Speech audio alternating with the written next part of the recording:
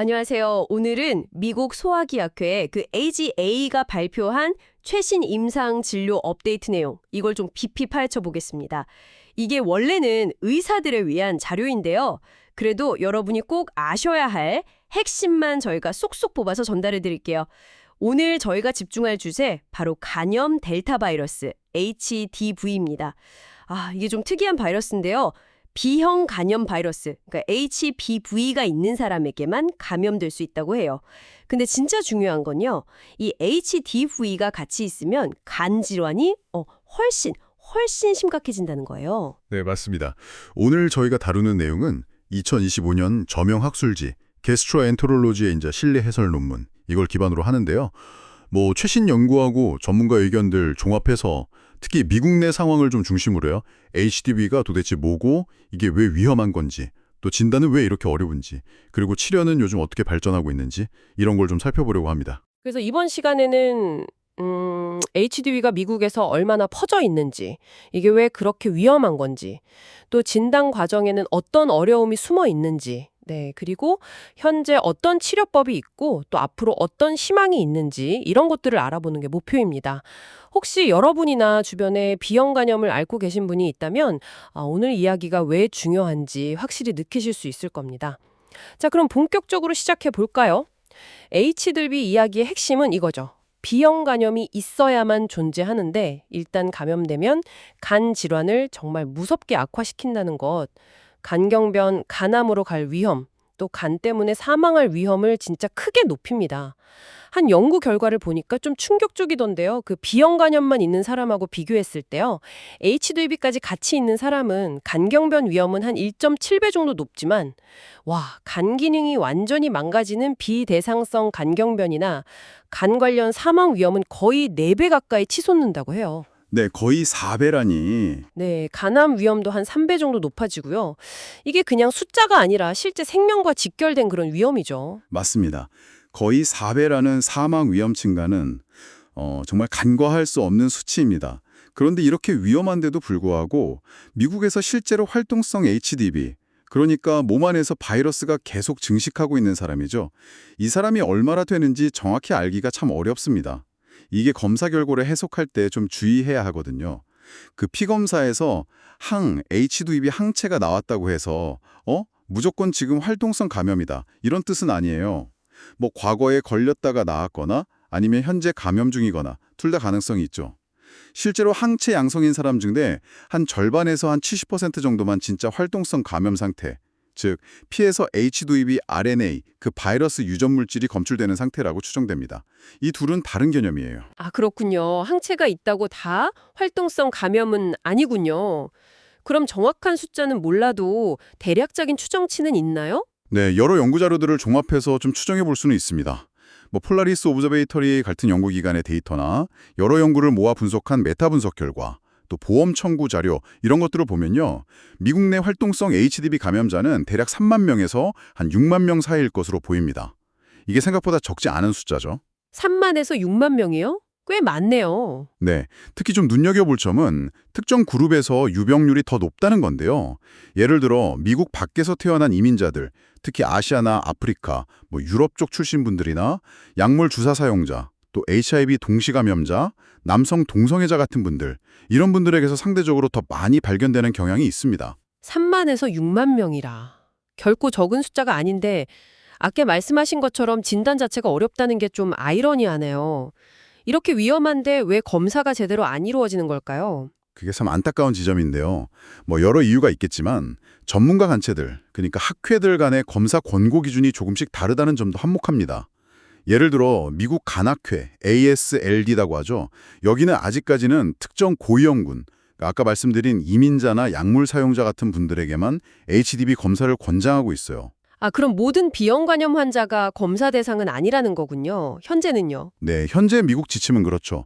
하지만 유럽의 EASL이나 아시아 태평양의 APASL, 간학회, 그리고 가장 최근이죠. 2024년에 세계보건기구 WHO에서는 입장이 다릅니다. 이 기관들은 B형 간염이 있는 모든 성인 환자에게 HDV 검사를 하라고 권고하고 있습니다. 모든 환자요? 네. 심지어 모든 B형 간염 성인에게 평생 한번 HDV 검사를 하는 것이 장기적으로 볼 때 비용 대비 효과적이라는 그런 연구 결과도 나왔고요. 와, WHO까지 모든 환자 검사를 권고한다면 이건 뭐 미국도 조만간 따라갈 가능성이 높겠네요. 네, 이 논문의 저자들도 그렇게 예상하고 있습니다. 위험군 중심 검사에서 벗어나서 모든 비형관염 환자에게 보편적인 HDV 검사를 해야 한다, 이렇게 강력히 주장하고 있고 앞으로 미국 가이드라인도 그렇게 바뀔 가능성이 크다고 보고 있죠. 권장되는 진단 방법 자체는 간단합니다. 먼저 피검사로 항 HDV 항체가 있는지 보고요. 만약 양성이 나오면 진짜 활동성 감염인지 확인하기 위해 HDV RNA 검사를 추가로 하는 거죠. 두 단계 검사입니다. 그런데 현실에서는 그 간단해 보이는 두 단계가 잘 안 이루어진다는 거잖아요. 그게 문제네요. 맞습니다. 검사 연세 과정이라고 부르는데 이 과정에 정말 큰 구멍이 뚫려 있다는 게 현실입니다. 미국 내 여러 연구를 보면 비형간염 환자 중에서 HDV 검사를 받는 비율이 정말 낮아요. 어떤 연구에서는 한 10% 남짓, 다른 연구에서는 고작 6% 정도에 불과했습니다. 6%요? 와, 10명 중 1명도 제대로 검사를 못 받는다는 거네요. 그렇죠. 더 심각한 건 첫 단계인 항체 검사에서 양성이 나와도 다음 단계인 RNA 검사로 넘어가는 비율은 훨씬 더 낮다는 겁니다. 아니, 왜 이렇게 검사가 안 되는 걸까요? 의사 선생님들이 잘 몰라서 그런가? 아니면 검사가 뭐 특별히 복잡하거나 그런가요? 여러 가지 이유가 좀 복합적으로 작용하는 것 같습니다. 의료진 사이에서도 HDV 위험성에 대한 인식이 아직 좀 부족할 수도 있고요. 또 검사 자체를 외부 전문기관에 보내야 하는 등 접근성이 떨어지는 문제도 있습니다. 그리고 검사 방법의 표준화나 정확성 문제도 일부 있을 수 있고요. 이걸 해결하기 위한 방안으로 자동 연계 검사라고 해서요. 리플렉스 테스팅이라는 시스템이 제안되고 있습니다. 자동 연계 검사요? 네, 비형관염 검사로 양성이 나오면 자동으로 HDV 항체 검사를 하고 거기서 또 양성이 나오면 자동으로 RNA 검사까지 그냥 쭉 이어지게 하는 거죠. 실제로 이런 시스템을 도입했더니 검사율이 8%에서 93%까지 치솟았다는 그런 보고도 있습니다. 와, 93%요. 정말 효과적인 방법이네요. 이 내용을 듣고 계신 비형간염 환자분들이 있다면 왜 주치의 선생님하고 HDV 검사에 대해 꼭 상의해봐야 하는지 분명히 아셨을 것 같습니다. 특히 전 세계적인 추세가 모든 환자 검사로 가고 있다면 더더욱 그렇고요. 그럼 만약 HDV로 진단받았다면 그 다음은 어떻게 관리해야 할까요? 가장 중요한 건 역시 간 상태를 주기적으로 체크하는 겁니다. 간이 얼마나 굳었는지, 이걸 섬유화라고 하죠. 간경변으로 진행되지는 않았는지 꾸준히 확인해야 해요. 다행히 요즘에는 배에 기계를 대고 측정하는 간 섬유화 스캔, VCTE라고 하는데 흔히 파이브로 스캔이라고들 하시죠. 아, 네네, 들어봤어요. 네, 그런 거나 간단한 혈액 검사 지표, FIB 보호 점수 같은 걸 이용해서 예전처럼 간 조직을 직접 떼어내지 않고도 비교적 정확하게 간 상태를 평가할 수 있습니다. 비침습적 검사죠. 간 상태 평가 외에 또 중요한 게 있을까요? 네, 아주 중요한 게 있습니다. 바로 간암 검진입니다. HDV 감염자는 비형간염만 있는 사람보다 간암 발생 위험이 훨씬 높기 때문에 간 경변이 있든 없든 상관없이 모든 HDV 환자는 정기적으로 간암 검사를 받아야 합니다. 아, 간경변이 없어도요? 네, 그렇습니다. 모든 환자예요. 보통 6개월마다 간 초음파 검사랑 피검사, 그 알파테아 단백 수치 확인하는 거예요. 이걸 병행하는 것이 일반적입니다. 이건 정말 놓치면 안 되는 부분이에요. 그렇군요. 간 상태 모니터링과 간암 검진 꼭 기억해야겠네요. 그럼 치료는 어떤가요? 현재 쓸 수 있는 약이 있나요? 네, 현재 미국 FDA에서 HDV 치료제로 공식 승인된 약은 패그 인터페론 알파, 그러니까 PEG-IFN 알파 주사제가 유일합니다. 일주일에 한 번씩 직접 주사하는 방식인데요. 유일한 치료제라면 효과가 좀 확실해야 할 텐데요. 어떤가요? 안타깝게도 그렇지가 못합니다. 이 치료법은 여러 가지 뚜렷한 한계가 있어요. 우선 치료 성공률이 기대만큼 높지 않습니다. 치료 끝나고 한 6개월 뒤에도 바이러스가 안 나오는 상태, 이걸 지속 바이러스 반응, SVR이라고 하는데요. 여기에 도달하는 비율이 연구마다 차이는 좀 있지만 대략 20%대에서 높아야 50%대 정도입니다. 절반 이상은 효과가 없거나 일시적이라는 거네요. 그렇죠. 게다가 치료를 중단하면 거의 절반 가까이에서 바이러스가 다시 나오는 재발률도 상당히 높습니다. 심지어 치료 끝나고 몇 년 뒤에 재발하는 경우도 있고요. 효과도 문제지만 인터페론 하면 사실 부작용 걱정도 많이 하잖아요. 맞습니다. 부작용도 문제입니다. 뭐 우울감 같은 정신적인 문제나 백혈구, 혈소판 감소 같은 혈액 문제 등 만만치 않은 부작용이 꽤 흔하게 나타납니다. 그래서 이미 간 기능이 많이 안 좋은 진행된 간경변 환자나 다른 심각한 질환이 있는 분들에게는 사용하기 어렵다는 제약도 있고요. B형 간염 바이러스 수치가 높으면 B형 간염 치료제, NA라고 하죠 이걸? 같이 쓰긴 하지만 이 약들은 HDV 자체를 없애지는 못합니다. 들어보니 현재 치료법은 정말 한계가 명확하네요.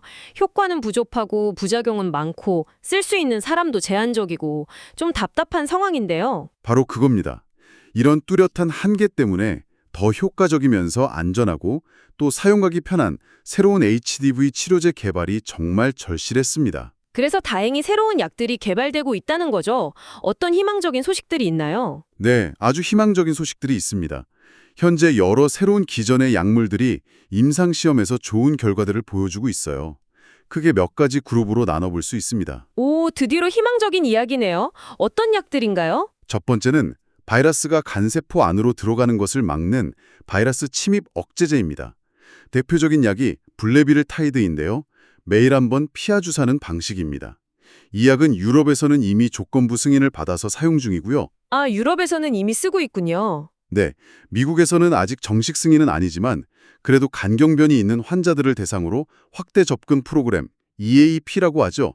이걸 통해 제한적으로나마 사용할 수 있게 됐습니다. 효과는 어떤가요? 최근 발표된 3상 임상시험 결과를 보면 한 1년 정도 이 약을 투여했을 때 약 절반 정도의 환자에서 바이러스 수치가 의미 있게 감소하거나 간 수치가 정상화되는 그런 반응을 보였습니다. 기존 인터페론과 병행했을 때 효과가 더 좋아질 수 있다는 연구 결과도 있고요. 실제 병원에서 사용해본 데이터에서도 효과와 안전성이 괜찮게 나오고 있습니다. 절반 정도면 기존 치료법보다는 훨씬 나은데요. 또 다른 접근법도 있나요? 네, 다음은 좀 더 첨단 기술을 이용한 접근법들입니다. 하나는 B형 간염 바이러스 표면에 있는 단백질, HBsAg라고 하죠. 이걸 직접 공격하는 단일 클론 항체 주사제입니다. 여러 약물이 개발 중인데 현재 3상 임상시험 단계에 있는 약물도 있습니다. 단일 클론 항체. 또 다른 하나는 siRNA라는 기술을 이용한 약물인데요. 이건 좀 더 근본적인 접근법이에요. B형 간염 바이러스가 자기 복제에 필요한 단백질, HBsAg 같은 걸 만들어내지 못하도록 유전자 수준에서 스위치를 끄는 역할을 합니다. 엘렙시랑 같은 약물이 대표적이죠. 유전자 스위치를 끈다니. 와, 정말 첨단 기술이네요. 효과가 궁금한데요. 네, 그렇죠. 특히 흥미로운 건 앞서 말씀드린 단일 클론 항체, 토베비바트라는 약하고 이 siRNA, 엘립시란을 함께 사용하는 병용요법입니다. 현재 3상 임상시험이 진행 중인데 최근 발표된 중간 결과가 아주 놀라웠습니다. 이 병용요법으로 치료받은 환자들 중 1년 정도 치료를 지속한 그룹에서는 무려 80% 이상에서 혈중 HDV 바이러스가 검출되지 않는 수준까지 도달했다는 보고가 있었습니다. 80% 이상이요? 와, 이건 정말 대단한데요. 네, 물론 최종 결과까지 지켜봐야겠지만 HDV 치료에 정말 큰 전환점이 될 수도 있다.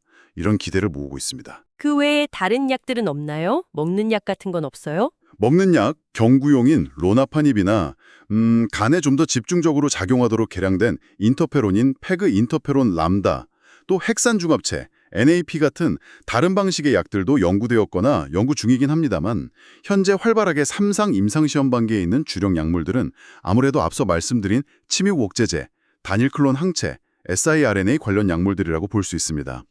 물론 이 신약들이 아직 미국 FDA의 정식 승인을 받은 건 아니지만요. 기존 치료제의 한계를 극복할 수 있다는 점에서 HDV 환자들에게 정말 큰 희망을 주고 있습니다. 자, 오늘 정말 많은 이야기를 나눴는데요.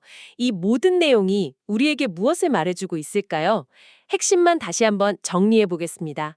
첫째, HDV는 B형 간염과 함께 있을 때 간질환을 훨씬 심각하게 만들고 간경변, 간암, 사망 위험을 크게 높이는 매우 위험한 바이러스라는 점. 네, 이건 분명하죠. 그렇죠. 둘째, 미국 내 감염자가 수만 명으로 추정되지만 검사율이 너무 낮아서 진단되지 못한 환자가 훨씬 많을 것이라는 심각한 진단 격차가 존재한다는 점. 네, 그 부분이 참 문제죠. 셋째, 이 문제를 해결하기 위해 앞으로는 비형 간염이 있는 모든 사람에게 HDV 검사를 하는 보편적 검사가 필요하다는 목소리가 커지고 있다는 점. 맞습니다. 넷째, 현재 유일한 치료제인 페그 인터페론은 효과와 부작용 면에서 한계가 너무나 명확하다는 점. 네, 안타깝지만요. 다섯째, 하지만 다행히 바이러스 침입을 막거나 바이러스 생산 자체를 억제하는 새로운 기전의 치료제들이 임상시험에서 매우 희망적인 결과들을 보여주고 있어서 HDV 치료의 미래는 상당히 밝다는 점입니다. 오늘 이야기에서 가장 중요한 메시지를 하나 꼽으라면 저는 바로 인식이라고 생각합니다. HDV가 얼마나 위험한지, 그리고 진단과 치료 분야에서 어떤 변화가 일어나고 있는지를 아는 것, 이게 비형 간염에 영향을 받는 모든 분들에게 정말 중요합니다. 이 정보는 여러분이 의사와 상담할 때 더 적극적으로 질문하고 또 자신에게 맞는 최선의 관리 방법을 함께 찾아나가는데 큰 힘이 될 겁니다. 마지막으로 여러분께 한 가지 질문을 던지면서 마무리할까 합니다. 오늘 살펴본 새로운 치료제들, 특히 비형 간염 바이러스 표면 단백질 HBsAg를 줄이는 단일 클론 항체나 siRNA 같은 약들은요. HDV뿐만 아니라 비형 간염 바이러스 자체에도 영향을 줄 수 있거든요. 그렇다면 혹시 가까운 미래에 우리는 이 두 바이러스를 단순히 관리하는 수준을 넘어서 동시에 치료, 그러니까 기능적 완치까지도 바라볼 수 있게 될까요? 만약 그렇게 된다면 전 세계 수억 명의 만성 비형 간염 환자들에게는 이게 어떤 의미가 될까요? 이 질문에 대해 한번 생각해 보시면 좋겠습니다.